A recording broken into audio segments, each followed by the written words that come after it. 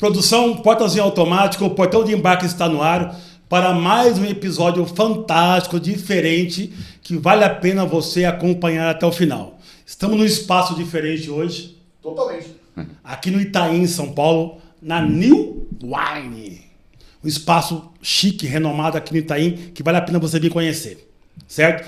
Mas antes de apresentar os convidados de hoje, quero agradecer a você, seguidores, seguidora do canal, que acompanha o nosso trabalho, curte o conteúdo, comenta nos episódios e compartilha com os amigos. Em nome da produção aqui do podcast do Portão de Embarque, muito obrigado. Valeu? E aí, meu parceiro, dá o speech aí, vai. Hoje estamos improvisando. Pessoal, longe, aqui, ó, pessoal, hoje estamos fazendo um episódio totalmente diferente, com convidados totalmente inusitados. Mas é um prazer para mim. Show de bola. Fazer isso aqui. Muito gostoso, muito bom estar com vocês aqui. E eu proponho até uma coisa diferente. Sim. Deixar que eles se apresentem. Ótimo. O que você acha? Pode ser? Pode ser? Pode ser. Antes disso, fala do Spotify que a gente não falou nenhuma vez. Opa! Pessoal, 2 recados importantes. Além de estarmos gravando aqui a temporada de inverno, certo, produtor? Certo. Não podemos esquecer que o podcast Portão de Embarque também está disponível no Spotify. Certo? Vamos começar por qual ponto? Todas as mídias, né? Todas as mídias. Começamos com o anfitrião. O anfitrião, anfitrião, que gentilmente nos atendeu. Gentilmente nos atendeu. Certo. Vamos lá. Gustavão. Muito boa noite, Se apresente. senhores. Meu querido Ezequiel, meu Eu ia querido falar Ale. bem-vindo, mas bem-vindo. Agora tem que falar bem daqui para frente, né? Tá gravando, né, produção? Então, muito obrigado pela presença de vocês, pelo convite. É sempre um prazer estar com vocês. Para quem não me conhece, eu sou o Gustavo. Eu tenho a GWA Turismo há 28 anos. É uma agência de turismo corporativo aqui em São Paulo. E também, agora, em pouco tempo para cá, temos essa loja. E aí eles vão me perguntar o porquê que eu vou abrir essa loja, né? Na pandemia, senhores, todos sabemos, foi uma hecatombe no nosso setor, né? Não foi uma coisa fácil. E aí, depois daquelas dispensas todas, com muito dor no coração, eu fui para casa, me recolhi, esperando aquela tormenta passar. E fazendo o que, senhores? Bebendo vinho. Um dia após o outro e às vezes 2 vezes ao dia, né? Podia ter me convidado, né? Ah, então, mas não podia se encontrar. Vocês lembram disso? Só se fosse online, aqueles happy hour online, que graças a Deus essa moda não durou. E aí me recolhi em casa com a minha família e bebendo vinho. Eu sempre gostei de vinho. Meu pai era um executivo de uma empresa italiana, que a fábrica era no Piemonte, em Ivrea, do lado de uma das maiores regiões de Alba, que é os melhores vinhos italianos, ou um dos melhores, os famosos Barolos, Barberas, Dolcettos, são todos dessa região. Então a gente cresceu nesse ambiente. E depois que migramos da cerveja, do bombeirinho, do coquinho, pinga com mel, a gente foi para a fase do vinho. Você foi longe. Eu esqueci de falar do capeta. E aí fomos ao vinho. E aí, graças ao meu pai, que sempre incentivou, e ao meu irmão mais velho, que é um belíssimo conhecedor de vinho, migrei para esse mundo do vinho e fiquei em casa bebendo. E até que um dia eu falei, gente, eu preciso fazer alguma coisa, eu preciso produzir. Aí eu olhei para mim mesmo e falei, quem não está viajando está fazendo o quê? Está bebendo, em casa, vinho. Vou abrir uma loja. Liguei para o meu sócio, vocês conhecem. No dia seguinte, falei, vou abrir uma loja de vinho. Ele falou, mas espera, nós estamos com um negócio dando prejuízo, afundando, o negócio aí se espalhando. Falei, por isso mesmo, hora de arriscar agora. Vamos achar. Pegamos esse móvel aqui, reformamos inteiro. Ele tem todo um conceito que essas lajotas são o terroir do vinho. Os móveis todos estão remetendo à rolha e à caixa do vinho. Então, porque não unir o útil ao agradável, eu já tinha estudado e viajado muito com isso, então abrimos a New Wine e cá estamos recebendo os senhores. Obrigado. Essa bela dama. E meu amigo Roberto, que eu prometi que não ia chamar ele de Bob, carinhosamente eu chamo ele há 25 anos de Bob, mas é um irmão querido que o turismo me deu. Vai lá, Roberto, se apresenta aí. Não vai Deixa passar ela por último, palavrinha? porque ela é o molho. Ela é o molho, entendeu? Bom, é um prazer estar com vocês, amigos de longa data, nesse lugar tão gostoso que eu já fiz alguns eventos, inclusive com o Gustavo. Prazer, sou o Roberto da R3 Viagens. 11 anos de R3 Viagens, quase 30 de mercado, onde visitei muitas agências, participei de muitas coisas e agora do outro lado, né? Nesse mercado corporativo que emana tanto, crescimento, aprendizado, Paciência. parcerias. Então, obrigado pelo convite, obrigado por poder fazer parte desse momento. Espero que a gente consiga agregar no conteúdo de vocês, que é tão rico, né? Não, vai agregar muito, porque é uma vasta experiência, né? A ideia aqui é misturar algo diferente no inverno, a experiência da indústria do turismo, tomando um bom vinho e prosear. Então não tem certo ou errado, aqui a ideia é levar conhecimento para os seguidores do canal, ou para os seguidores também dos amigos aí que acompanham nossos episódios. Perfeito. Bom, e por isso então vou assumir a apresentação. Eu estou a partir de agora no Portão de Embarque e eu convidei uma grande amiga minha de longa data e minha parceira comercial, uma das pessoas, além, assim, a simpatia dela iguala ao conhecimento técnico, então minha professora, que me ensina todo dia, toda semana sobre vinho, sobre o mundo do vinho. Então, a Laura Wortmann, ela é sommelier, não é sommelier é masculino, então é sommeliere, né? Da Mistral, que é a maior importadora do Brasil, a mais consolidada e respeitada. Então, se apresente, por favor, querida. Com certeza.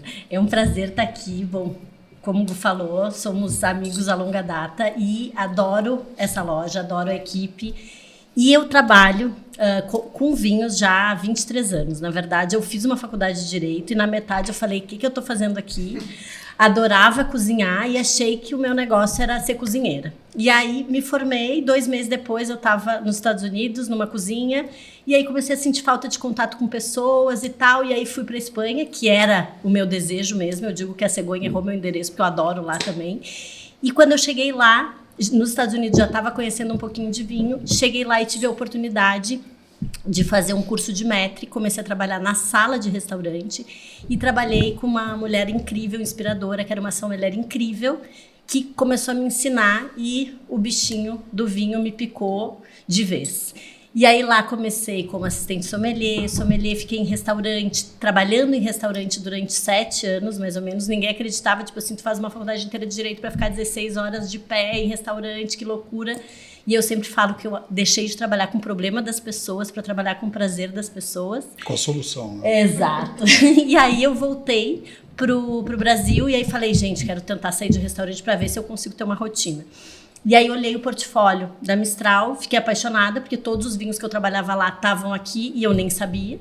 E aí foi a única entrevista que eu fiz e desde então tô lá achando que eu ia ter rotina. Não tem, porque cada dia é uma coisa. Eu faço parte de treinamento, evento e eu adoro. Tanto é que eu tô há 15 anos assim, porque cada dia é diferente. Então um dia eu tô aqui na New Wine fazendo degustação, no outro dia eu tô fazendo um evento, no outro dia eu tô dando aula, enfim. E sempre em contato com essas maravilhas que só nos surpreendem. Então, o mundo do vinho, quando a gente diz que se alguém diz que sabe tudo, pode ter certeza que não sabe nada, porque a gente está sempre aprendendo e sempre tem coisa nova e os estilos mudam, enfim. Então, é algo que não termina nunca. Vocês vão ver nessas tacinhas aqui que é tudo diferente. Com o nosso mercado, né? Claro. Tem tudo a ver. Tudo a ver. Eu te confesso que gosto de vinho. Eu tomo um vinho do meu jeito, o que cabe no meu bolso. Tem sempre aquela pergunta lá, que o vinho bom é o vinho mais caro, é o vinho mais barato. Então, eu acho que nós temos um consenso aqui, vou te ter o peso aqui. O melhor vinho do mundo, isso sempre vem na loja, pergunta pela Laura, ele só tem um, e é unânime. Não tem como a gente discutir esse vinho, é o melhor do mundo. É o que você gosta, é o que você pode pagar. Esse é o melhor vinho do mundo. Então, não tem certo e errado. Esse posicionamento é poderoso, hein? Sim, define muitas coisas, né? Totalmente, até porque, tipo assim, um vinho caro, eu brinco que um vinho caro ele tem a obrigação de ser barato, ele tem a obrigação de ser bom, né? Sim. Agora, o nosso trabalho é garimpar e achar vinhos para diferentes bolsos que entreguem uma excelente qualidade. E isso a gente encontra nos mais diferentes. E outra coisa, o teu gosto vai ser totalmente diferente do teu. Uma pessoa que gosta de um vinho mais fresco vai ser diferente de uma pessoa que gosta de um vinho mais untuoso. E nessas palavras todas a gente fica meio assustado, mas quando a gente começa a destrinchar o vinho, não tem bicho de 7 cabeças nenhum. As pessoas muitas vezes dificultam algo que não é. É muito mais simples do que a gente pensa. Te pergunto, vinhos, algum país tem predominância em ter um vinho mais apurado, um vinho mais vendido no mundo inteiro? Ou isso também é meio que uma referência que não...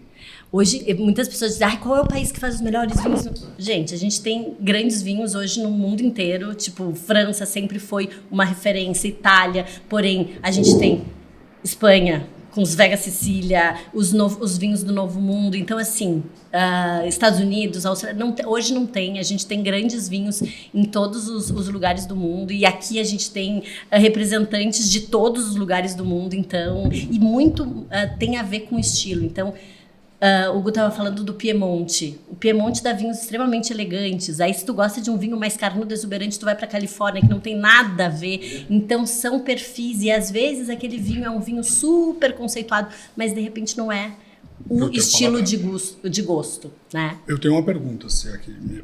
Que horas que pode beber? Agora. Não bebeu ainda? Não Está gostei. esperando se apresentar. Pronto. Então deixa eu só contar A o que a pergunta gente... do Gustavo foi a pergunta de milhões. Então, horas por esse só podemos vou começar? explicar o que vocês vão beber e depois, se vocês quiserem, a gente conta uma historinha. Primeira taça, taça da direita, a gente tem o El Enemigo Chardonnay. Essa vinícola é uma vinícola relativamente nova e que tem uma história linda por trás. No meio, a gente tem um vinho que mora no nosso coração e ele foi trazido em especial porque... pensando no Gustavo, porque ele adora, que é um Chateauneuf du Pape branco. Como ele bem disse, a gente fala de Chateauneuf du Pape e a gente pensa em tinto, e é um branco surreal. E de tinto a gente tem o Apalta, que é de uma vinícola também incrível, La Postole, uma vinícola chilena de proprietários franceses. Então, aconselho começarem com o primeiro, El Enemigo Chardonnay, depois a gente vai para o Cynar e terminamos com o tinto. Mas se quiserem... Brindar as taças vamos aqui. lá. Saúde. O Tintinho, o diretor vai brigar aqui com o Tintinho ou o pode? duro é degustar com os especialistas aqui, com caras loucas e a gente normal aqui. Né? Não, e vamos desmitificar também Então vai. isso, né? O primeiro aroma a gente faz com a taça parada só para saber se o vinho tem defeito ou não. Ah, Laura, eu não sei ver se tem defeito, sabe? Ninguém precisa ser cozinheiro para saber que uma comida tá estragada. Então, quando a gente sente aqui, se o aroma tá agradável, tá tudo certo. O que é um defeito? Quando tá com um aroma meio de vinagre, de papel molhado, que não tem aqui. E a gente gira para quê? Para que pegue oxigênio e os aromas se expandam. Só por isso, não tem frescura nenhuma. Só para fingir que a gente conhece. Então, Faz certinho isso aqui, ó. Eu vou falar no microfone porque a gente está desacostumado, mas faz certinho, porque fica bonito no E aí, vídeo. quando a gente sente, muitas pessoas falam, eu não sinto esse aroma, eu não sinto... Isso é treino, a gente não vai sentir se a gente não sabe. E também não tem aroma errado, porque às vezes tem uma fruta da tua infância que eu nunca senti. Como é que eu vou dizer que tá errado? Então aqui, se vocês repararem, a gente tem um pouquinho de aroma que vai assim pro lado da... Ele tem uma passagem por madeira, e se a gente fechar o olhinho assim e der uma sentida, tem um aroma que vai pro lado do caramelo, pro defumado, não é uma fruta tão intensa. Então esse é o perfil mais do El Enemigo. Uma pergunta. Fale. Esse vinho, ele combina com o quê? Boa. Boa Bons pergunta. amigos. Boa, gostei já. É o caso. Fechou, respondeu. Eu sempre brinco também que no restaurante as pessoas dizem, o que combina e tal. A maioria das pessoas não tá nem aí pra harmonização, quer tomar o que ela gosta e o que ela tá apetecendo. Então eu sempre falo que o que tá te apetecendo é o que vai harmonizar melhor. Mas se a gente for falar tecnicamente... Mas se você tá no restaurante, já passar vergonha, né? Não, esse é o problema. Então, você fica meio que, tipo, Exato. ela não sabe tomar vinho. Exato. Ainda vai tomar um vinho errado, o negócio lá. É isso. Eu sempre falo para os meninos, quando eu vou fazer o treinamento, que eles perguntam, o que você vai comer? De repente, tu reprime a pessoa, porque vai que ela queira comer um peixinho e quer tomar seu tinto encorpado. Claro que não é a melhor combinação, óbvio que não. Mas para uma pessoa que às vezes está a fim de curtir, tipo, não tem que ser um empecilho. Mas, se a gente for falar da harmonização técnica, esse é um vinho branco que passa por madeira. O que acontece quando o vinho branco passa por madeira? Ele fica um pouquinho mais untuoso. O que é untuoso? Untuoso vem de untar. Untar, quando a gente unta uma forma, a gente unta com manteiga. Então, ele é mais gordinho na boca. Então, ele vai combinar com peixes mais gordurosos, com molhos mais cremosos, com queijos mais gordurosos. Então, ele fica super bem com esse tipo de harmonização. Mas isso não quer dizer que ele não vai combinar com um peixe leve também, ou com um pratinho de queijos combinam muito melhor, muitas vezes, com vinhos brancos, ao contrário do que as pessoas pensam. Que as pessoas pensam, o prato de queijos e vinhos é com tinto. Se o tinto travar muito a boca, o queijo fica mais salgado, mais pesado. Então, com o branco fica muito legal. E principalmente brancos assim, mais carnudinhos. O Chardonnay, que é a rainha das uvas brancas. A rainha das uvas brancas. E como ela é uma tela em branco, né, Gu? Dependendo, em Chablis ela vai ser de um jeito, aqui ela vai ser de outro. E eu tenho uma pergunta para você. O vinho é maravilhoso, não tenho dúvida disso. Agora, se eu quiser indicar o cliente para tomar esse vinho, muitas vezes na raiz, quais os destinos que ele vai encontrar esse vinho com maior facilidade? Essa uva, por exemplo. Ótimo. A Chardonnay, como o Gustavo falou, ela é a rainha das uvas. Ela é a uva branca que melhor se adapta, porque ela é uma tela em branco. Dependendo de onde ela for plantada, ela vai se comportar de um jeito. Quando a gente fala de outra uva bem conhecida também, que é a Sauvignon Blanc, ela é mais perfumadona. Então, ela não vai exprimir tanto o terroir quanto a Chardonnay. Por isso que ela é a rainha, principalmente da Borgonha, de onde ela é originária. A Borgonha, ela tem um terroir tão único que é patrimônio da Unesco. Por quê? Porque aqui o solo é de um jeito, aqui é de outro, aqui é de outro. Então, eu planto a Chardonnay e a Pinot Noir por serem uvas discretas onde esse solo consegue aparecer. Então, o Chardonnay de Chablis, por exemplo, que é uma sub-região da Borgonha, a gente chama de mineral. Por quê? Porque vai exprimir esse aroma do solo. Ele chega a ser até salgadinho na boca. Quando a gente traz para Mendoza, que é o caso desse, a gente já tem um terroir totalmente diferente, a gente não tem o mesmo solo que é de fósseis marinhos, a gente tem muito mais sol, então a gente vai ter uma Chardonnay muito mais madura, que vai dar um vinho normalmente mais alcoólico, com mais fruta. E aí a gente sempre põe na madeira. E aí que se coloca na madeira para dar um tchan. Então, essa madeira, que se coloca um pouquinho a mais, vai trazer esse caráter. A maior parte dos brancos não passa por madeira, mas os dois que a gente vai provar tem essa característica. Então, ela é uma tela em branco, dependendo de onde ela for plantada, e tem exemplares no Chile, na Itália. É uma uva que se adapta muito bem por ela ser essa tela em branco, ela reflete o terroir. O terroir, né? Essa palavra que a gente tanto fala e que às vezes a gente não sabe o que é, mas é tudo que envolve o desenvolvimento das flores, frutas, enquanto plantas. a Laura fala, né? A gente vai tomando aqui, E eu não calo a boca. E eu já queria colocar mais um pouco. Prova o segundo, então. Prova o segundo. O mundo já foi aqui. Prova o segundo. Já foi, ó, já era esse cara. Eu tenho uma pergunta, talvez a carapuça possa servir. Caso alguém fosse casar, um branco e um tinto que você indicaria? Não estamos falando de preço, estamos dizendo se fosse fazer uma festa exuberante, uma festa assim, shake árabe, se fosse casar. Ótima pergunta. Eu sempre chamo os vinhos de eventos e casamentos, que tem que ser um vinho que agrade a gregos e troianos. Por quê? Não pode ser nem muito encorpado, nem com uma acidez muito marcada. Isso. Por quê? Porque a gente tem que pegar no meio do caminho. Então, eu sugiro vinhos tintos de corpo médio, redondos, macios assim, e brancos, que não sejam nem muito amadeirados, nem muito perfumados. Então, por exemplo, um Pinot Grigio de boa qualidade, por exemplo, vai dar um vinho que é leve, que é fresco, mas que pode não ser o vinho preferido da pessoa, porém, não vai brigar com ninguém. Um branquinho, por exemplo, um Luiz Pato Maria Gomes, por exemplo, que é um branco feito com a uva que se chama Maria Gomes, ou um Arinto, por exemplo. Não só falando de uva, eu gosto mais de falar de terroir, mas neste caso a gente poderia falar de um branquinho assim bem feito com essas uvas, eu acho que é uma ótima opção. Um tempranillo, por exemplo, espanhol, de boa qualidade, de entrada, eu acho de corpo médio delícia também. Um Merlot, exatamente, de corpo médio. Um pouquinho antes desse podcast.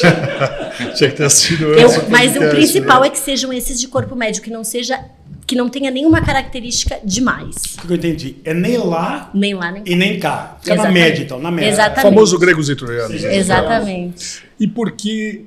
Agora vamos falar de brasilidade, né? Já que nós lidamos com turismo aqui. Laurinha, por que todo mundo acha, mas todo mundo não conhece? Por que uma feijoada combina com o nosso belo espumante? Eu amo. Bom, ninguém sabe, é uma coisa mais... Como é que é o negócio aí? Feijoada com espumante? É demais. Nunca fiz essa experiência. Com o que tu toma? Pra mim, feijoada é com caipirinha e cerveja. Tá, beleza. Então, ó, sábado a gente faz aqui. Beleza. Então podemos fazer o próximo podcast feijoada e espumante. E aí a gente vai... Vamos ver a experiência. Bora, meu. Casa de Gustavo. Não, é perfeito isso. Por que será que a gente come a feijoada com caipirinha? Dá uma brisa legal. Tá, além de dar uma brisa legal, vamos pensar. O que a gente tem? A gente tem o limão, certo? Sim. O limão tem bastante acidez. Acidez. Acidez é o que faz a nossa boca salivar, certo? A feijoada, ela é gordurosa e ela é salgada. Então, a gente precisa de acidez para dar uma equilibrada. Se a gente for pegar um vinho que tenha o mesmo potencial de sabor da feijoada, a gente vai ter que pegar um vinho bufo, potente. Combina, mas é uma combinação potente, depois tem que dar uma cesteadinha. O que vai ser o espumante? O espumante, além dele trazer o elemento acidez que limpa o paladar e tira a gordura e o salgado, ele ainda tem o gazinho que ajuda na digestão. Então, um espumante é perfeito, principalmente se for um espumante rosé, né?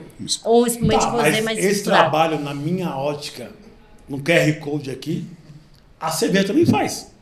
Pois a cerveja é Essa um pouco mais, lubrificação, mas a cerveja é um pouquinho mais pesada, ela estufa, Concordo, estufa né? mesmo, estufa. Então fica muito pesado. E a gente tem, inclusive, uma coisa que é uma novidade, na verdade, a gente tem um espumante tinto de taná da Vinícola Pisano, que esse realmente é a melhor coisa que tem para feijoada do mundo. Mas é difícil a gente achar, a gente tem na Mistral isso, mas com espumante, principalmente um espumante rosé estruturadinho. O dia que vocês provarem, vocês vão entender. É isso que eu ia falar. Vocês fazem alguns eventos tentando fazer essa harmonização? Sim, Aqui na loja. E dá muito certo. E as pessoas piram quando elas tomam. Eu jamais imaginei isso. Ô, Bob, agora Convida na próxima. eu posso fazer Combinado. perguntas aqui? Pode, ué. direção Aqui é um produtor. bate-papo, é uma resenha. Ô, Bob, agora na sua opinião, qual é o melhor vinho pra gente tomar a bordo? A bordo? Ué. Cada um conhece uma área. Bom, mas você está botando uma posição. Junta duas coisas que Tá, você gosta, deixa- de viajar. Então, mas eu sou um cara Mas que eu sua não tenho opinião. conhecimento de vocês. O que vocês me colocarem e falar que é bom, eu tomo. Eu sou a sua linha também. É. Tá? Eu não renego muito, não.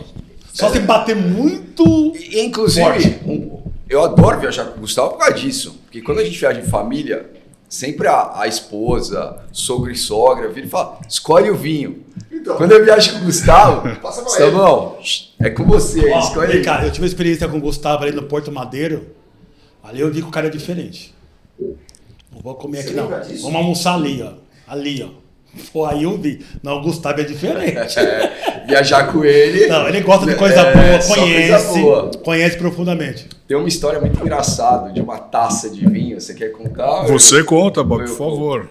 Zalto. Estávamos, Ai, maravilha. estávamos na Strike de Alemanha. Zalto. Ele pediu um vinho X lá. Fala que vinho foi que. Era um Chablis, um Premier. Aí Ah, eles delícia. trouxeram umas taças diferentes, né? Uma taça suíça, não é isso, Lau? A melhor taça do maravilha. mundo, E considera ela que pesa é- algumas gramas só. Ela é uma casquinha de ovo. Só de Exato. olhar. Uma casca de ovo, Só exato. de olhar já dá Estava desespero. eu, Gustavo, o Malfará, o Rafa e o Flávio. Flávio Marques. Flávio Marques da Bifly. Aí ele virou olhar a taça e falou assim: ó, cuidado que essa taça custa 60 euros, 70 euros. É, caríssimo. Coisa assim. Beleza. Jantamos, tudo na hora de ir embora, levantar. O Rafael foi pôr o casaco, a manga do casaco, pá, Fez um strike, 6 taças no chão. Eles queriam levantar e foram embora. Eu falei, calma que não vai ficar assim. dito e feito, né? Os caras vieram atrás da gente, ó. Que E a conta 60 das euros. taças aí. E, pô, 60 euros. eu avisei. Ele jogou o casaco e derrubou 6 do chão. E o cara falou, ó, 60 cada um. 6 vezes 36, não foi. O Rafa me contou essa história, eu chorei de rir. Foi cara. mais caro que o vinho. Ele me contou essa Valeu. história, eu falei, Rafa, eu sei que o dinheiro foi seu, mas eu tenho que dar uma risada, porque... Dele é o nosso. Bob. Foi dele? Foi Ele dele? pagou, ele Pagou, pagou, ele Rafa. pagou. Caraca. Meu Deus, que sofrimento. E sem ficar com as taças ainda. Ó, você passageiro, você cliente, toma cuidado, viu? Vai nesses lugares. Mas eu não esperava que fosse ser. Eu não esperava que eles cobrassem. A gente jamais viu isso em qualquer restaurante no Brasil, né?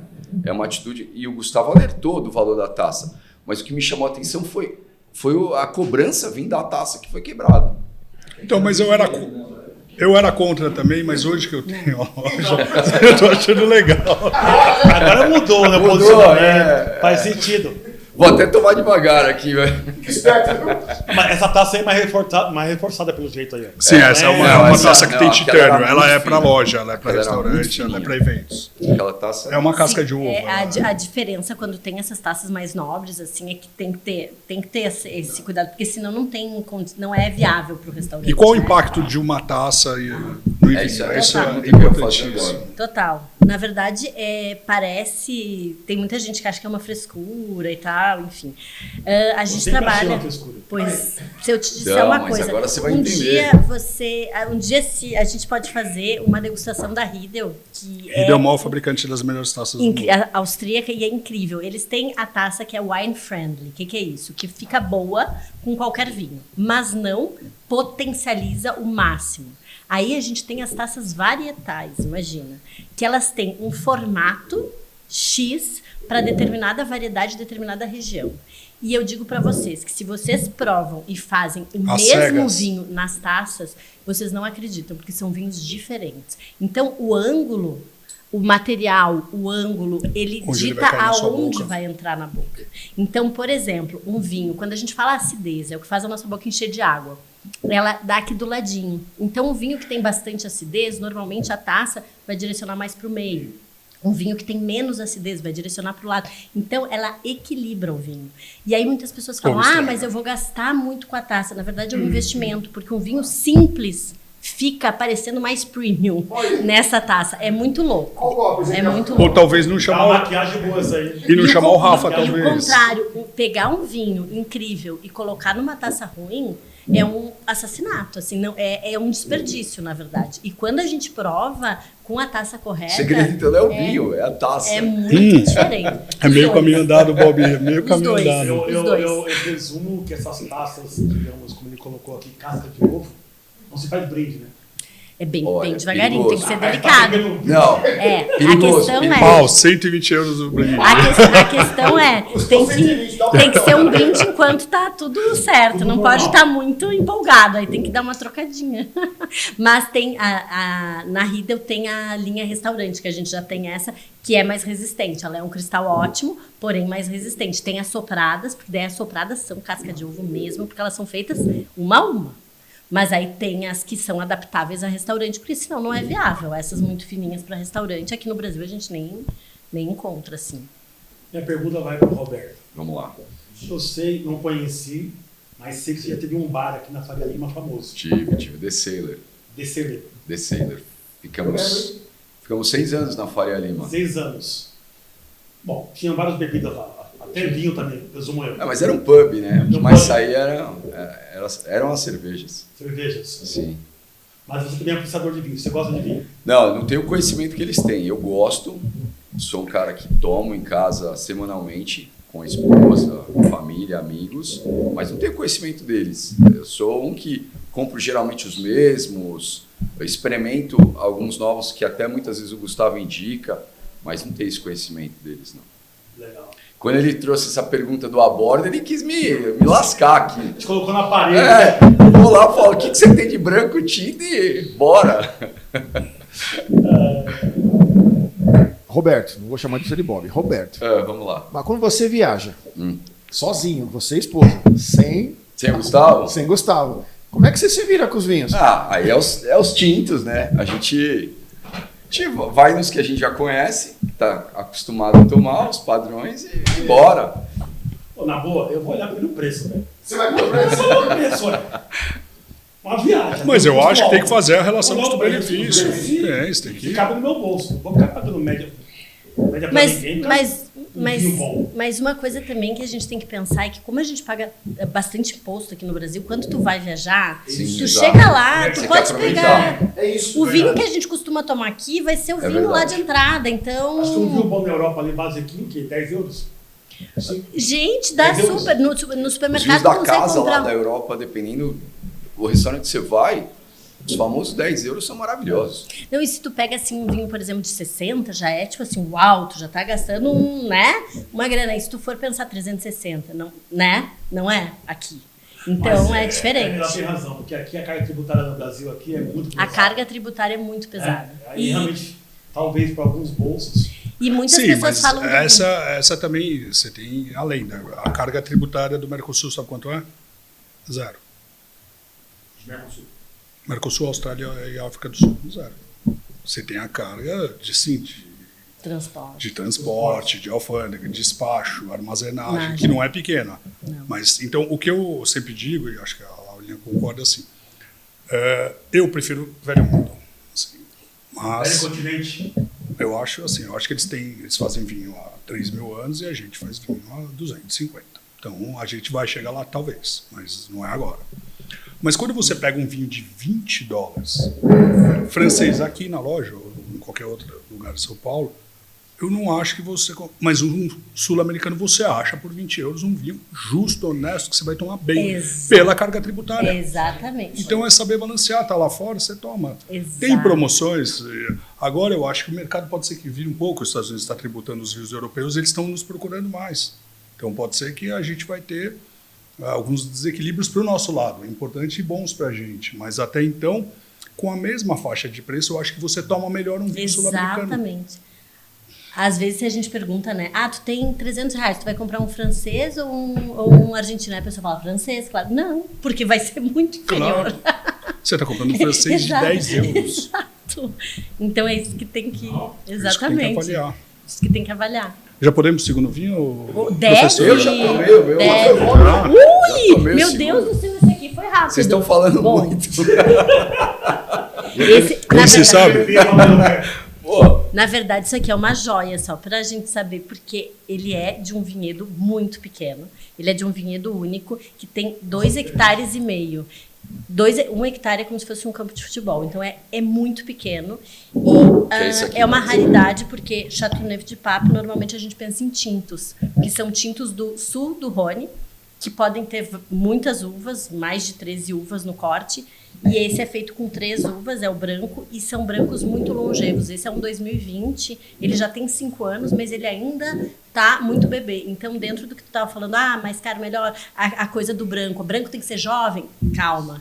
Tem muitos brancos que são para ser jovens, mas tem brancos que são longevos, que podem durar 30 anos e que são de cair o queixo. 30 anos? Ou mais. Ou mais. Ou mais. E esse é um vinho extremamente... Vocês notam que ele tá bem... Ele não tá com uma tonalidade dourada. Ele tem muito pouca oxidação. Então, isso quer dizer que ele ainda tá muito jovem. E no nariz, ele tem uma complexidade... Esse aqui também passa por madeira, 12 meses. Ô, produção, posso contar uma passagem? Agora pode um pouquinho de humor aqui no programa? Por favor, fica à vontade. Gosto bastante. Naquela transição, lembra do bombeirinho, do capeta para o vinho, né? Isso foi um longo caminho. passamos muito por isso. Muito por isso. E aí, um dos nossos amigos foi um dos últimos que migrou, né, para esse caminho do vinho. E eu nunca mais tive contato com ele. E eu fiquei sabendo, por outros amigos, que ele se transformou numa espécie que a gente acha muito hoje em dia. Que tem o enófilo, o enólogo e o chato. Enófilo. Que é o estudioso de. E o enólogo é o produtor, ou seja, quem faz para produzir. E tem o enochato. Todo mundo aqui conhece o exemplar, né? Acho que não é. Que é geralmente aquele que cospe regras pra caramba e se você apertar não sabe nada. E esse amigo tinha se transformado num desses. E eu encontrei ele aqui no Itaim um dia, e ele, vamos jantar com as esposas pra gente apresentar, vou contar a história rapidamente. Marcamos. Ele falou, vou levar um vinho tal. Um vinho da Borgonha caríssimo. Eu fiquei aqui mesmo, liguei para minha mulher e falei, olha, pega na nossa adega, pega um vinho para o cara, vai levar aquilo. Ainda não ia levar aquilo, mas... Não vou ficar... Não, eu ia ficar atrás porque eu não estava a fim de investir nele. Eu ia tomar aquele vinho sozinho com a minha mulher e não com ele, mas tudo bem. E chegando ao restaurante, minha mulher foi a última a chegar, quando eu olho, ela de mão vazia, eu falei, cadê? Esqueci. Falei, bom, eu pedi um vinho no restaurante, e vocês sabem que vinho no restaurante é muito mais caro, né? Eles cobram geralmente 200, 250 mais do que custa o valor da garrafa, e não estou nem entrando no mérito do porquê. E aí eu falei, olha, eu vou pedir um vinho que não era um vinho barato, mas não era longe do dele, e pedi. E ele já fez uma careta, assim como se eu estivesse oferecendo um vinho de abrir assim, pá. Eu já fiquei meio que assim. Eu falei, abre o meu primeiro, vamos tomar. Aí ele rodou, tal, cheirou, oxigenou na boca e pôs o guardanapinho branco. Quando põe, é meio caminho ou é o caminho inteiro, Laurinha, para ele chato. É tipo quase que... Eu tô rindo porque eu já sei dessa história. Rodou, e ele guardanapinho branco e tal. Aí eu tomei, ele virou e falou, dá para tomar. Aí mexeu com seus brios, né? O cara não trouxe o vinho, mexeu tomou com o ego, dele, mexeu com o ego. e ainda deixou meio que... Aí eu fiquei um downgrade. ofendido, Ezequiel, e falei, abre o dele. Eu conheci o sommelier do restaurante, falei, abre o dele, vamos deixar os dois oxigenarem e tal. E deixamos um assim, um do lado do outro. E aí, o cidadão fez o roteiro que eu precisava. Não, ele foi Ele pro foi banheiro. ao toalete. Ao toalete. Aí eu olhei pra mulher dele e falei, você não me abre a boca. Troquei as taças. Ele voltou pra mesa, já meio desaborizado, tomando aquele querosene que não era querosene. Eu falei, prova de novo, que eu acho que ele oxigenou e eu acho que ele tá melhor. Rodou, guardanapinho branco. Cheirou. Tá igual. Eu falei, tá igual. Mas eu troquei as taças. Ele falou, não trocou. Eu falei, pergunta pra sua mulher. Meu Deus. Deu Ela fez separação. assim, com medo. Não, ele catou, levantou, catou a mulher, foi embora e eu fiquei tomando o vinho dele deliciosamente com a minha mulher. Sensacional, cara. Eu tinha pedido os pratos ainda. E deu separação ou Eu não? sei até que Eu não sei, restaurante. Eu nunca acho que mais deu vi ele lá. separação. Eu fui almoçar com ele na semana Gente, ele seguinte. deve ter matado a mulher. Aí eu fui almoçar com ele na semana seguinte desse fato aí. Ele tava indignado. Mas ele deve ter Não, mas eu matado tava a mulher, feliz com ele ao coitada. mesmo tempo. Depois Eu tomei o Monte Semi e o dele. Não, eu achei ótima. Eu só tô preocupada com o casamento. Bom, ela se livrou também, né? mas Ela se livrou. De Tu repente fez não é uma. no chato, né? A Não, gente e tu fez fez uma. Tu Mas fez uma boa hoje ação. também tem os enólogos de app, né? Uhum. Os enólogos de app Não, são os na melhores. verdade, tem tudo de Olha internet aqui, hoje, pá. né?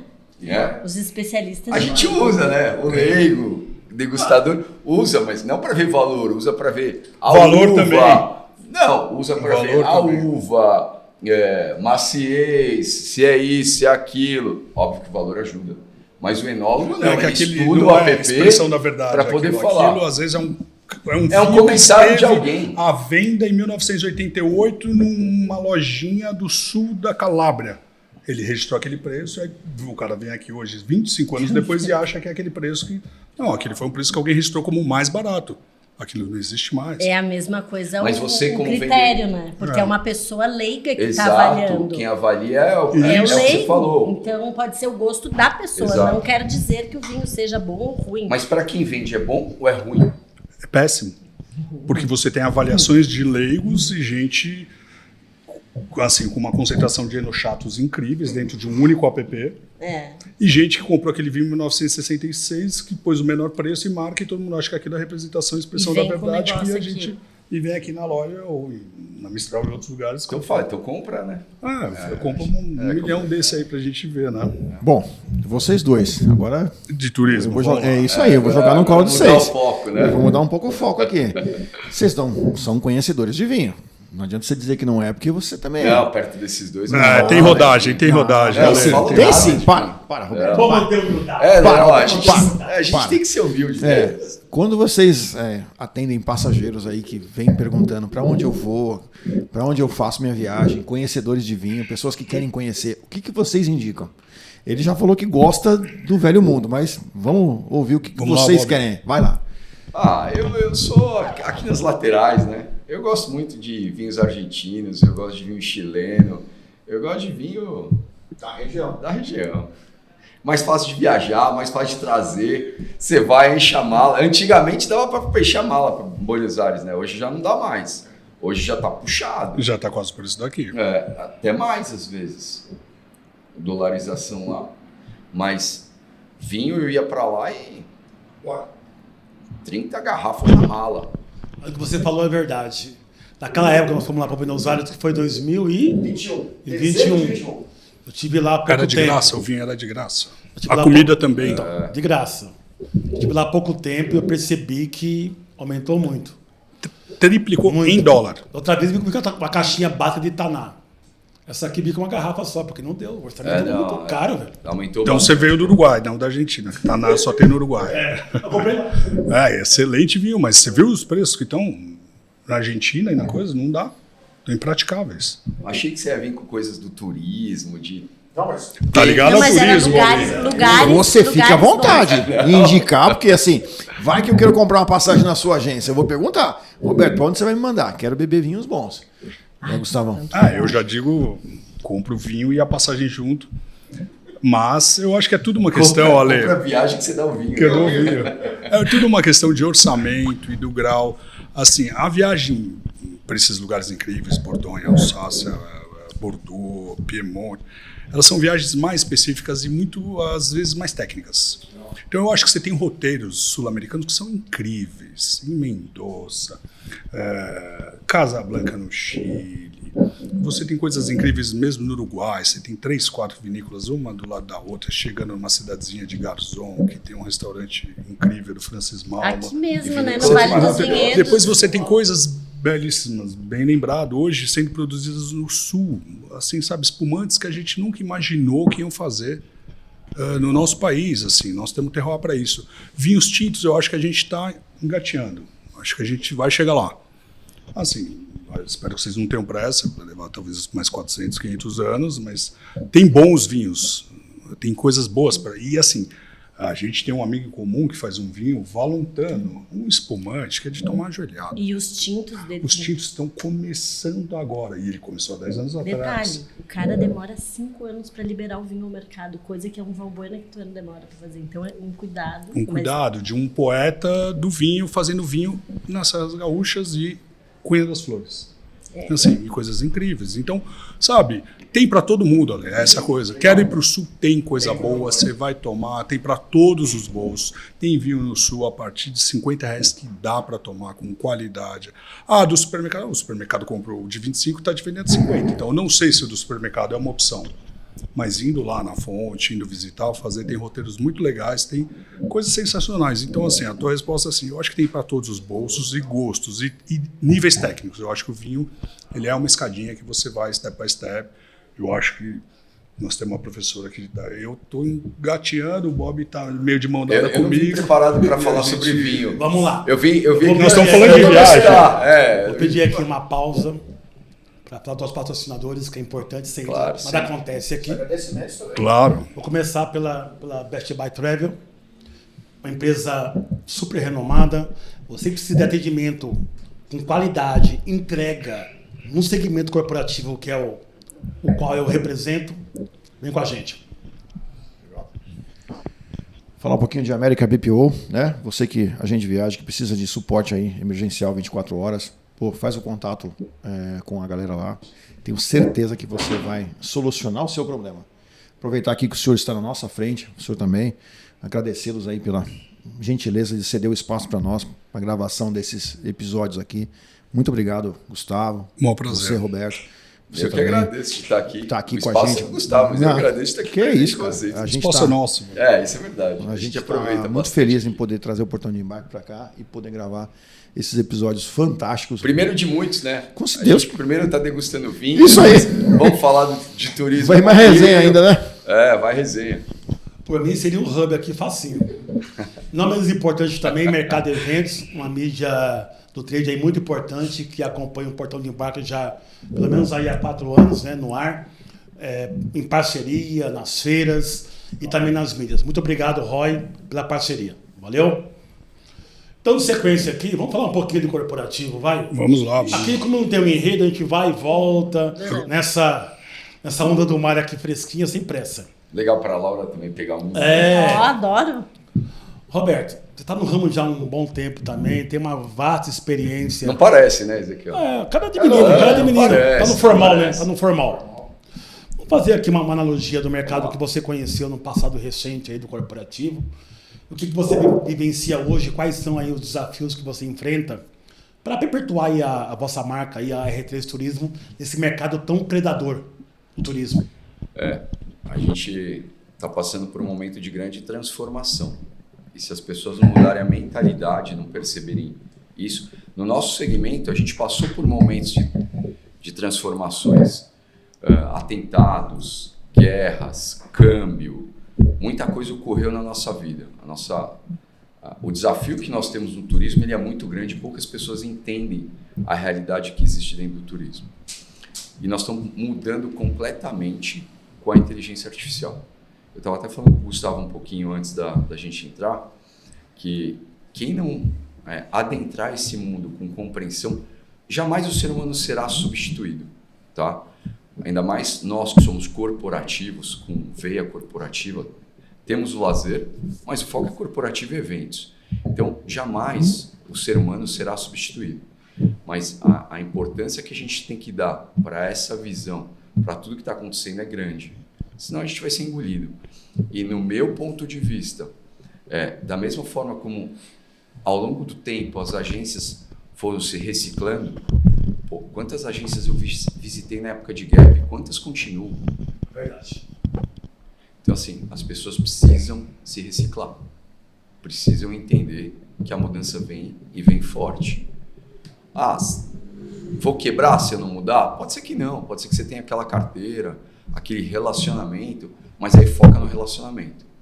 Porque sem relacionamento e sem veia tecnológica, e quando você fala de desafio, a conta fechar com tudo isso, né? Com tecnologia, com plantão, com sistema, com prazo, você vira banco. Perfeito. Nesse ponto aí que você tocou aqui, muito forte. Essa percepção que às vezes eu percebo do lado de cá, que a agência corporativa não consegue passar para a empresa o valor agregado. Sim. Cobrar o justo, não é cobrar mais caro. Cobrar pela prestação de serviço o que tem que ser cobrado. Para não entrar naquela malha fina lá daqueles FIIs que a gente sabe que não você tem um mundo fecha a conta. De várias historinhas, né? Success Fee, Transaction Fee.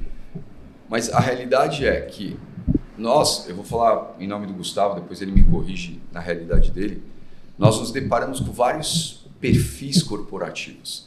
Você tem a conta pequena, média e grande. A conta grande tem um gestor que manja tudo de gestão. Ele pode não entender de viagem, mas ele manja tudo de gestão. As pequenas e médias a gente ensina. A gente ensina o que é o mundo ESG, a gente ensina como você aplicar as informações que o BI te dá para você melhorar o seu negócio, reduzir custo. Mas você fala desde secretário, a RH, a financeiro, ao próprio viajante. Então são perfis muito distintos que você lida no dia a dia. Então a importância, quando a gente vai para uma reunião, é entender o que aquela empresa está buscando, me procurando. Ela quer o quê? Muitas vezes ela não quer o serviço, ela quer prazo. Ela quer te usar de banco. Muitas vezes ela quer o atendimento porque ela percebeu que está indo muito para a tecnologia e sente falta de ser humano. Então, o que eu falo para o nosso comercial, todos da R3 Viagens, entenda o que ele busca, porque as necessidades são distintas. A gente tem os OBTs, que são sistemas parrudos de gestão. Tem secretária que não quer isso. Ela quer ser atendida pelo telefone, você tem que dar isso. Então, é você entender e a conta fechar. Porque muita gente quer muita coisa, ele entra solicitando para você BI, solicitando uma série de coisas que custam, mas ele quer te pagar um FII de R$5, quando um OBT hoje, se você fizer o cálculo médio de uma OS, não sai menos que R$5 num sistema. E tem gente cobrando fee-bait, dando fee-bait ainda. Não, isso não existe. Eu sei que existe. Mas você precisa ensinar isso para o cliente, é uma questão de cultura e tem gente Mas então, nesse caso, você colocou agora negativamente, um FII muito pequeno, você tem que demitir o cliente. Na verdade, o cliente ele tem que ser demitido, não só por um FII pequeno. Eu acho que cabe aí uma reflexão a cada empresa, o que ela busca. Por exemplo, eu sei que tem TMCs que dão um prazo longo. Eu não dou, por opção minha. Eu nunca atendi órgão governamental, por exemplo. Foi opção minha desde a abertura da R3, porque quando eu abri Porto Alegre, eu atendi uma grande agência em Porto Alegre que quebrou por órgão governamental. Na época, comprava comigo 1,5 milhão, 2 milhões por mês. O cara quebrou. Então, eu trouxe essa experiência do órgão governamental para o meu negócio quando eu abri. Órgão governamental eu não atendo. Mas eu não tenho controle sobre para quem meu cliente vende. E aí entra o quê? Gestão de crédito. Porque a gente virou banco, cara. Concessionário de crédito. Então, só que qual é o problema? As empresas que hoje são saudáveis, elas podem passar por problemas que você não está no dia a dia para perceber. E hoje o comercial não está toda semana como estava antigamente. Hoje, para o comercial te visitar, não é tão simples. Você agenda, ele cancela no dia. Por quê? O tempo dele, ele não está olhando aquilo. Por isso que eu falo, grandes empresas têm um gestor que acompanha de perto, com informação, com plataforma, com dados.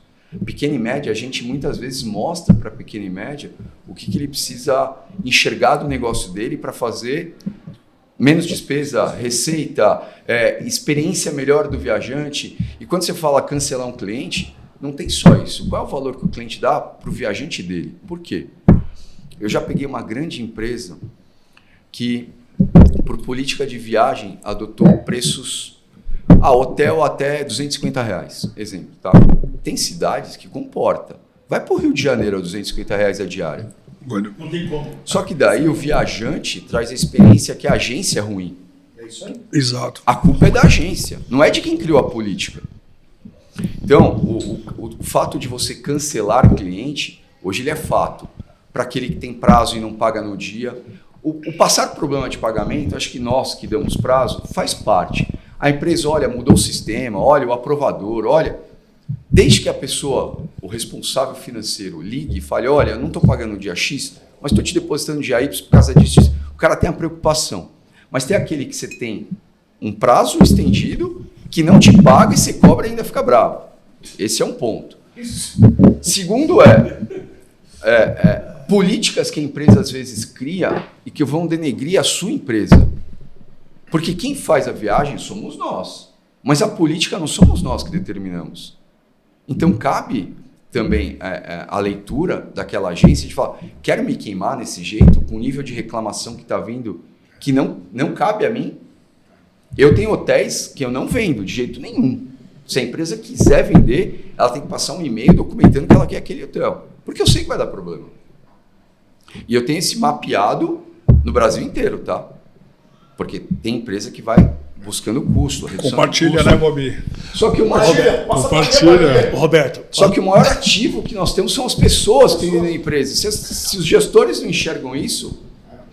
Você falou da questão de pagamento, de honrar pagamentos. Eu vici um caso recentemente que eu dei muita risada assim.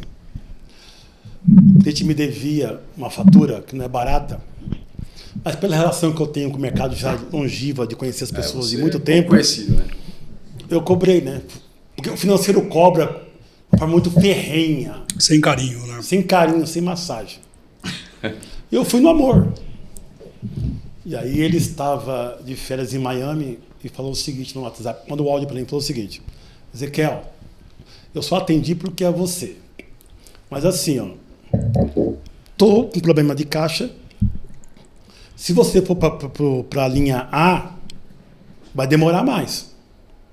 Isso de uma compra já feita. Já feita, vencida. Esse problema de caixa ocorreu depois que ele comprou com você?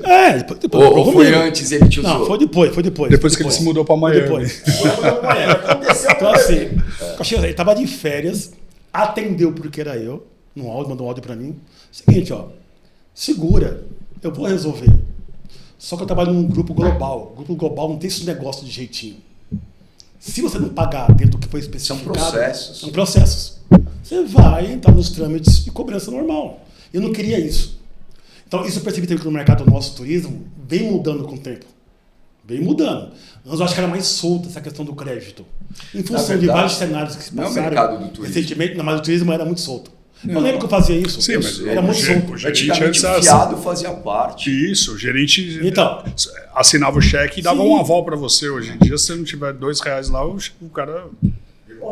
Mudou. A realidade mudou. O mundo mudou.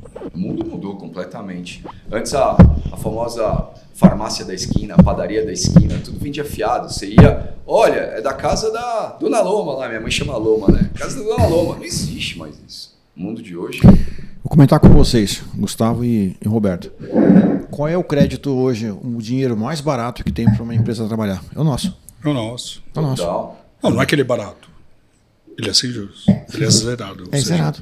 É isso. É isso. E eles fazem esse cálculo. Esse cálculo. Pega você e fala assim, puta, eu preciso atrasar um negócio aqui. Atrasa da agência. Mas eu tenho políticas também para dar crédito, viu, Ale? Porque... Então explica. Ensina pra gente. Não é questão de ensinar. É questão de você escolher o quanto você está disposto a passar sufoco. A se expor. Eu sei que existem TMCs que dão prazos superiores a 60 dias. E eu vou te falar que se eu tiver uma empresa que tem prazo maior que 30 dias, uma é muito, porque está comigo há mais de 8 anos. É a única. Mas por opção minha. Entende? Por exemplo, evento. Como você vai fazer um evento para receber 60, 90 dias pós-evento? Dependendo do evento, são 2, 3 milhões que você investe. Eu estou falando de evento médio hoje. Sim, mas é tudo quando eu conheço empresas que fazem isso, porque tem fôlego financeiro, é um fator de eliminar a concorrência. O cara pode bancar isso aí. Não, ao invés de aplicar o dinheiro em algum exatamente, acho que tem o custo de dinheiro. Se isso for É. vantajoso, eu financiar o cara e eu souber que o risco é comedido, eu não vejo porque é uma forma de comprar mercado, é uma forma de... E uma forma não, de... existem alguns que de fazem, operar. e eu não julgo, tá? Só que no meu negócio, eu prefiro fazer a gestão de crédito com cuidado, análise constante, porque é o que eu falei no começo. A empresa que está boa hoje, amanhã pode não estar. Você falou a verdade, cara. Acompanhamento. Acompanhamento. Tem que acompanhar. Você tem que ter um limite de crédito, você não pode deixar. A gente tem torneira aberta com companhia aérea, com locadora, com rede hoteleira, e o cliente com login e senha tem essa torneira aberta. Se você não tiver um limite, quanto que ele pode... É um cheque mirante. Gustavão, a sua visão em relação à visão do Roberto, você compartilha o sentimento dele em relação à gestão de crédito, de clientes? Eu compartilho. Faz Eu sentido? sempre fui um cara mais arrojado, acho. O Bob é quase que um acadêmico do turismo. Eu acho que é tudo uma questão assim. Eu acho que não dá, você tem que se valorizar e saber quanto você vai ganhar. Agora, a partir do... Vale a pena você emprestar o teu dinheiro? Analisei o crédito, fiz uma análise perfeita e boa. Ótimo, eu não vejo problema. O que não dá para fazer é entrar naquelas coisas de FII de 2, 3, 4, 5 reais. Só que a gente sabe, o cliente não paga isso, eles pagam de outro jeito. Remuneração por reembolso, olha, quantas você já viu na sua vida? A gente mostra para o cliente online o reembolso dele, ou seja, então a transparência. Então tem jeitos de você mostrar para o cliente que você precisa ganhar, que você tem funcionários e que aquilo é um custo e que você tem que passar para ele. Ele vai ter que te pagar de alguma forma. Você precisa ser remunerado. Agora, FII de 0, FII de 1, 2, 3 reais. Bom, essa história nós já sabemos bem como acaba. Sim. Quem que paga a conta no final? É o cliente, gente. Só cobra de outro jeito. Então eu acho que a medida que a gente adotou para o cliente é falar assim, olha, você quer que eu te fale quanto eu estou te cobrando? Eu vou ser sincero com você. Ou você quer que eu te conte uma outra história que eu vou te cobrar R$1,99 e eu me remunero de outro jeito, inclusive com o seu reembolso que você não tem, eu desligo o seu online dele, deixo offline e me remunero. É ilegal, ilícito e imoral. Tem gente que faz isso? Quantas? Uma centena? Meu amigo, eu falo que nos últimos anos, se eu tivesse, acho que reduzido o meu FII, eu estaria hoje 10 vezes maior do que eu estou hoje. Mas trabalhando nessa linha. Agora, você quer trabalhar certinho como você trabalha, como eu trabalho, acho que o Roberto também trabalha dessa mesma forma, a gente percebe que a concorrência é desleal. Porque ele fala, não, eu consigo tudo, eu faço tudo. O cara consegue tudo.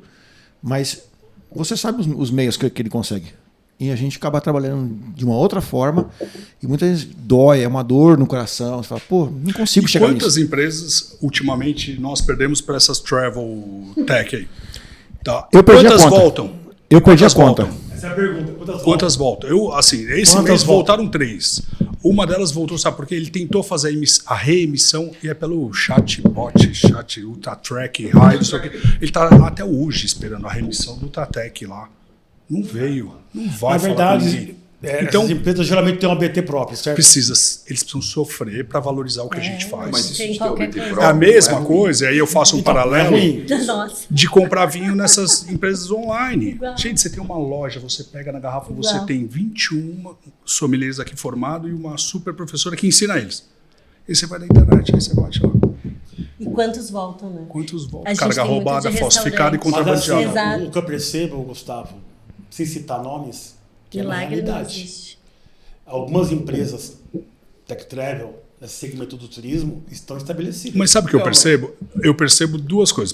Primeiro, nós estamos vivos. Então, acho que isso já mostra alguma coisa. E depois, por que essas travel tech estão tão grandes? É com dinheiro próprio, capital próprio, crescimento próprio? Não. Rodada de investimento. Dinheiro é isso aí. de terceiros. Terceiros. Fluxo de dinheiro. Uma hora o fluxo inverte, porque quem colocou Que é o retorno. que é o retorno. É essa hora que eu quero ver. É essa hora que eu quero. Tá chegando. Tá chegando. Eu só quero ver o break-even. Eu só quero ver aquela linha azul. Mas tem 2 pontos que a gente tem que enxergar aí também, né? A questão da falha que os OBTs tradicionais permitiram, que não se aprimoraram nas necessidades de mercado. Eu não vou citar os OBTs direcionados, mas quanto eles erraram no meio do caminho, problemas de gestão, troca de gestores, e nunca se preocuparam com o cliente principal deles, que são as agências de viagem. Aí surgiram quem? Viajantes. Se você olhar as travel techs que surgiram, não foram de gente do turismo, foram de pessoas que viajavam através das travel techs. Sim, concordo. Que manjam de tecnologia e falam, cara, nós temos uma oportunidade gigante. Esse serviço é uma porcaria. Mas a gente também é uma oportunidade porque eles não entendem de viagem. Então, mas vamos lá. Nós não somos donos dos OBTs. Nós utilizamos os OBTs. Sim. Nós contratamos os OBTs. Claro, eu não sei fazer sistema, Então, eu contrato. Eu não sei fazer vinho, eu compro. No problema de gestão deles, os travel techs com fundos por trás, com dinheiro, contratando 1 milhão de programadores, desenvolveram coisas que nós estamos há 5 anos brigando para ter. Um botãozinho. Fala das OBTs, quem tem um BI top? Nenhuma. O meu é próprio. Eu tive que desenvolver o meu BI. Só que está no contrato da OBT Uma empresa americana que ele me daria. Deles. Você não Então, pode assim, vencer no una-se a ele, Ale. Pera aí, o que você falou aí que eu quero ouvir também? Que o meu BI eu não consigo desenvolver, não tenho nenhuma capacidade de desenvolver. Então eu peguei o melhor BI que tem, que é de uma empresa americana, não sei se pode falar, Microsoft, e comprei o Power BI. O que eu vou fazer, gente? Não, o Power BI é fantástico, mas você tem que dar isso numa linguagem amigável pro carinha do outro lado. O Zequinha quer entender. Com a secretária, com o RH, com o financeiro, com o viajante, com vários perfis. Então, mas, Roberto, a única coisa que eu não vou me meter nessa altura da vida, já me meti até com vinho, agora eu vou me meter agora a desenvolver programa, isso é too much pra mim. Então, eu desenvolvi desenvolvi o meu por falha do OBT. Então, mas deixa eu só concluir o raciocínio assim. OBTs. Por que surgiram essas travel techs? Por falhas das OBTs que estão no mercado há anos e começaram a olhar para o próprio umbigo, não olharam o mercado. Não se prepararam para as mudanças. Quantas travel techs tem hoje? Nós estamos... O grande tem 2 pesadas aí que estão realmente... 3, vai. 3. Captaram 1 bilhão e 200 ano passado. Mas agora entre o lance do início da conversa. Os clientes estão voltando. Por quê? Travel Tech tem tecnologia top. Tem 100 programadores para a ideia, desenvolveu. Mas e o cara para atender ali? E o cara para dar suporte? Esse termômetro aí eu não tenho, tá? Do retorno. Que eu tô na ponta de cá. Mas está acontecendo isso que o Gustavo Você pode afirmar que você está na ponta, começando a colher, ponta final. Eu fiquei meio chateado. Mas você não acha também, além da tecnologia, talvez a gente nunca soube se vender bem na ponta final? Porque nada é perfeito. Nada é perfeito, Gustavo. Tudo tem falhas. Eu acho que o modo de apresentar uma o produto. mudança constante. A gente talvez não soube incutir na cabeça dos nossos clientes o valor do nosso serviço. Acho que é isso. E apareceram pessoas com ferramentas tecnológicas oferecendo muito mais barato. Perfeito. Então talvez a gente não soube explicar ou se valorizar. Mas eu acho que, assim, eles precisam experimentar. Eles precisam experimentar o vinho ruim para comprar o bom. Eles precisam experimentar. É isso aí. Coisa para voltar. Eles precisam. Então, vai lá. Mas depois você vai voltar. E talvez o fim não seja nem aquele outro que eu estava fazendo. Você queria que eu fizesse... nós vamos conversar, porque agora também mudei. O prazo também não é mais aquele, talvez, sabe? A gente tem que se valorizar. Perfeito, concordo. Que é assim, eu tô aqui porque nós fizemos uma convidada, então hoje o nosso bate-papo era toda uma correlação com o vinho. Perfeito. O Dr. Ciro, o Ciro Lila, que é o dono da Mistral, ele sempre valorizou cada produtor dele, e ele tem produtor que está com ele há 50, 40, 30 anos. E hoje, essas marcas que a gente conhece, muitas delas foram feitas por ele e pela Mistral. A gente não aprendeu a fazer isso, a valorizar o que a gente tem, valorizar o serviço. Então, já que eu não ensinei isso para você, agora você saia, veja o que os outros estão fazendo. Vai na startup, vai no chatbot lá no... que chama o robozinho, que chama a Isa. O cara tá esperando a Isa remarcar o bilhete até ontem. O embarque dele foi semana passada, não tinha remarcado. Ele falou, você não consegue remarcar? Eu falei, não, mas não foi emitido aqui. Como que eu vou fazer? É que nem o cara compra um vinho contrabandeado da coisa, que vai na Mistral para trocar o vinho. E o passageiro que emite milhas e te liga para você ajudar porque ele não consegue... Mas se ele é teu cliente, ainda se ele é teu cliente, eu acho que é... Mas você não consegue filé e osso, sabe? Você não consegue resolver. Mas sabe o que você fala para ele? Vou tentar. Ou a gente... Isso é um nome diferente. Isso. O caminho é esse aqui. Você só tá botando a taça de vinho, o top, com o vinho mais ou menos. Exatamente. Sensacional, velho. O papo tá muito bom aqui, mas vai ficar aqui... Eu falei que hoje dava... Estamos tomando. Ezequiel, não foi falta de aviso, eu te falei que daria para gravar 10 episódios hoje. Daria. Mas enfim, como o tempo é curto hoje, marcamos outra oportunidade. Sim, senhor, tá. Uma resenha. Acho que foi né? um Temos ótimo aqui uma começo. volta do mundo, falamos de vinhos. E tenho a uvas do sensação mundo que vai inteiro. ser recorde de visualizações. Ó, Com a Laura aqui trouxemos... Eu só quero fazer uma analogia junto ao vinho. O que acontece? Eu até estava conversando com a Laura antes. As opções de vinhos são absurdas, né? Quando você vai no supermercado. Eu falei, ô Laura, quando são tantas opções, onde o cliente vai? No histórico, na confiança, na credibilidade. Isso está acontecendo no nosso mercado também. Por que as agências não vão quebrar? Eu acredito nisso. Boa analogia, hein? Boa analogia. Gostei. As agências não vão quebrar porque tem credibilidade. Aquelas que são sérias só vão crescer. Então, mas os vinhos fizeram uma denominação, que é o que falta a gente fazer, um selo, DOP, DOC, outros tantos. A gente não tem selo, a gente tinha que falar, putz, você perdeu para o Ale? Ó, você tá bem. Você pode Agora, pegar como exemplo as entidades. Isso. Pega uma Abracorp, por exemplo. A Abracorp é um selo.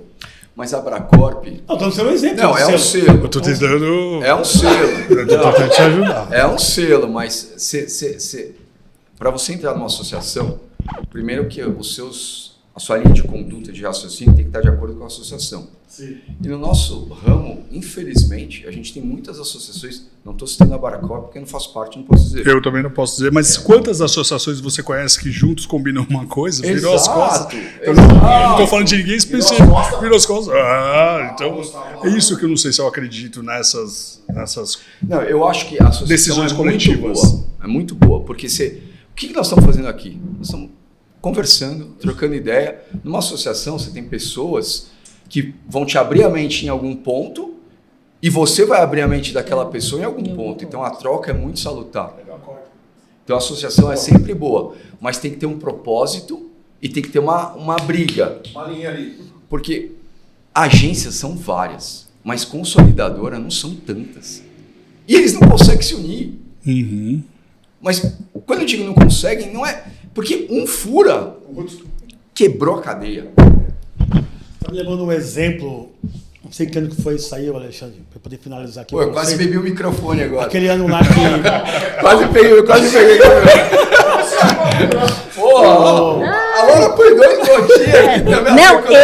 Eu não botei 2 gotinhas, tu que bebeu. Olha, eu tô... A Laura nem falou do tinto eu tô aqui ainda. Mas servindo. daqui a pouco tá acabando, nós nem degustamos o tinto ainda. Ô, meu querido, aquele ano lá que a gente cortou os extras dos hotéis, lembra? Foi antes de 2010? Antes. Foi antes.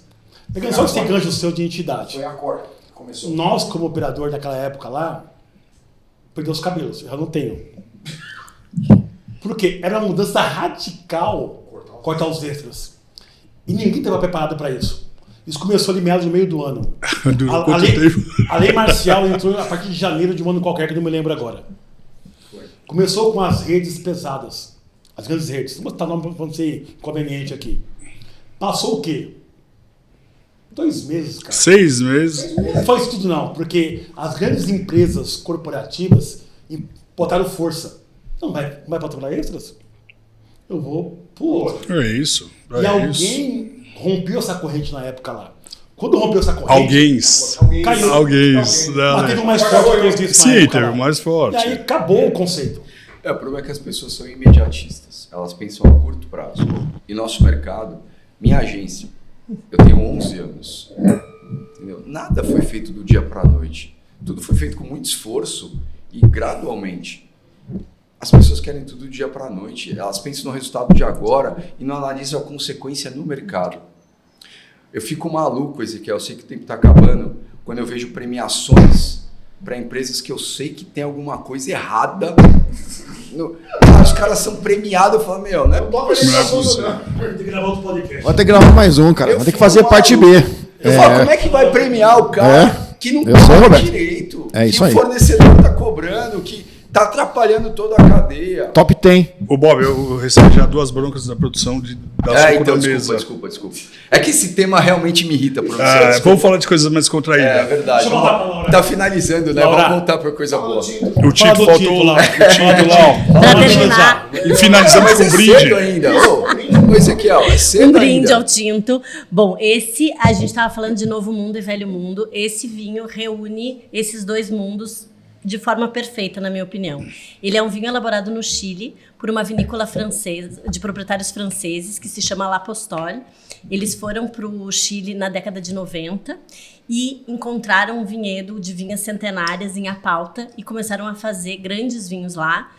Contrataram um grande flying winemaker, que quer dizer isso, é um enólogo que faz consultorias, ele não fica preso a uma vinícola, ele era muito amigo da proprietária, que é a Alexandra Marnella Apostoli, e começaram a fazer vinhos. E o Clos Apalta, que é o vinho ícone deles, é um vinho extremamente premiado. Manier do licor. Do licor, Grand Marnier, perfeito. Então é uma vinícola que já estava no mundo das bebidas, muito obrigada, e já fazia vinhos na França, mas resolveram começar a fazer vinhos do Novo Mundo. Por que que eu digo que une esses dois mundos? Porque quando a gente fala de vinhos chilenos ou vinhos de Mendoza, a gente tem vinhos de sol, de climas mais secos. Isso quer dizer o quê? Vinhos mais alcoólicos, mais exuberantes, mais carnudos. Quando a gente fala de vinhos franceses, europeus, a gente tem um DNA um pouquinho mais elegante. Aqui a gente consegue ter a estrutura com a elegância. Então a gente vai ter um vinho que tem estrutura, porém não é aquela fruta tão exuberante, ele tem delicadeza, ele tem um tanino muito fino e para mim ele me remete muito a um excelente Bordeaux. Então, para mim, ele tem esse. E faltou você falar DNA. A casta dele. Ele é um corte, na verdade. Vocês falaram também, já estavam falando antes da Carmener. A L'Apostoli, ela ficou especialista nessa casta, que é uma casta muito, como se diz? Sugene. É, porque a galera fala que não gosta. Os enochatos, a primeira coisa que eles falam é que não gostam de Carmener. Por quê? Porque a Carmener, ela é uma uva que ela precisa ficar bastante tempo, ela tem um ciclo longo. Se a gente colhe ela antes, ela fica com um toque muito verde de pimentão.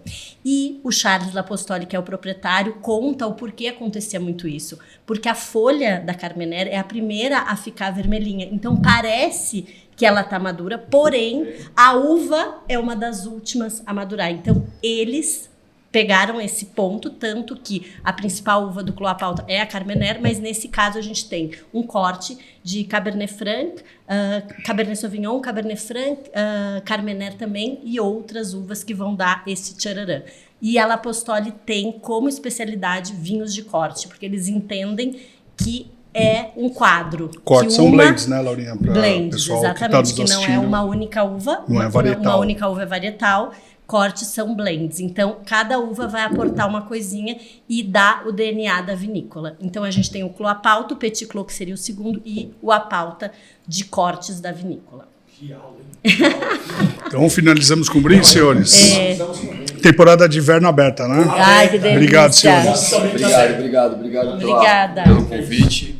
Maravilhoso. Roberto, obrigado. Eu que agradeço. Podemos gravar outro momento para aprofundar um pouquinho mais aí a sua visão. Tem muito ponto negócio aí pra corporativo. gente discutir. Hoje foi só um... Pincelada. Né? Só uma pinceladinha. Laura tá aqui. Laura, adorei te conhecer. Simpática, super conhecedora de vinhos. Obrigado por ter vindo até aqui, tá? Imagina, eu que Mas na agradeço. próxima você põe um pouquinho mais em cada taça para não ficar parecendo que a gente... Eles não sei se eles viram, mas eu já servi umas 3 vezes cada um de vocês, tá?